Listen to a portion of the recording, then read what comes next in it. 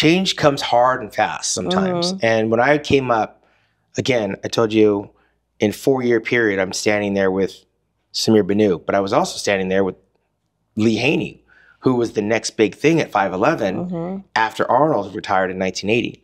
And Lee Haney would go on to win for 8 consecutive years from 84 to 91. He was tall, but he was still so classic and elegant. He was, with the tiny little waist. Right. And he set the benchmark. I mean, nobody complained of any of his victories. I think maybe 1990 he wasn't at his best physically, but he was still superior genetically. Right, right. So his wins were undisputed. And then he was gone.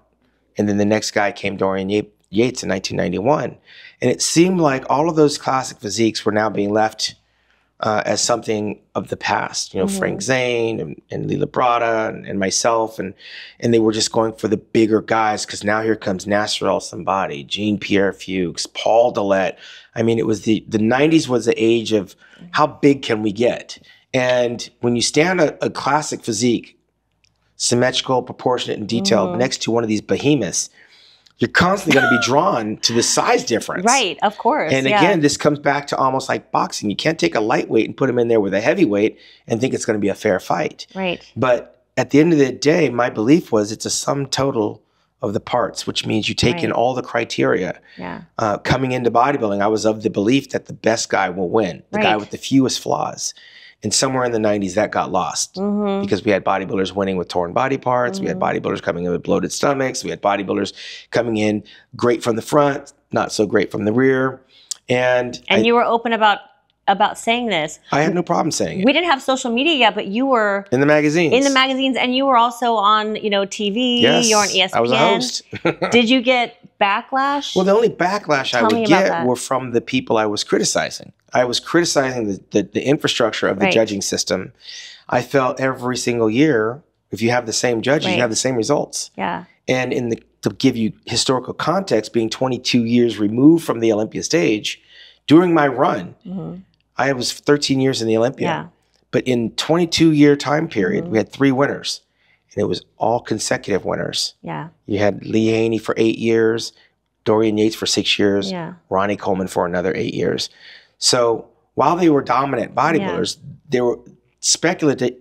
I think you could, depending on who you ask, you could have had Flex Wheeler, you could have had myself, you had Kevin Levrone, you had Vince Taylor. There's arguably some other Hall of Fame bodybuilders. Agreed. That could have walked off with that title. I agree. But it was never going to happen so long as you had the same judges showing up every year. Yeah. And during my era, we had a vice president of the IFBB who got kicked out, Wayne DeMilia. It was a dictatorship.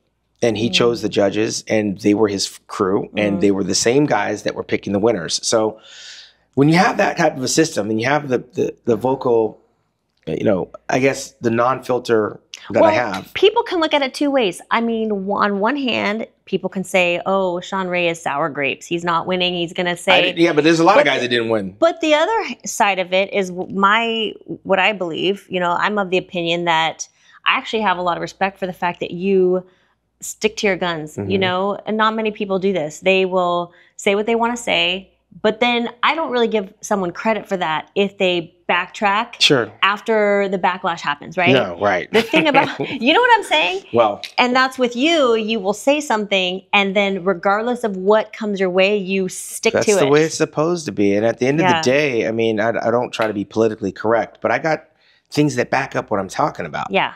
So if you go back and you look at the old guard, you see we have international contests around the world, and only the Olympia has a select group of people as if they're the only ones qualified to judge.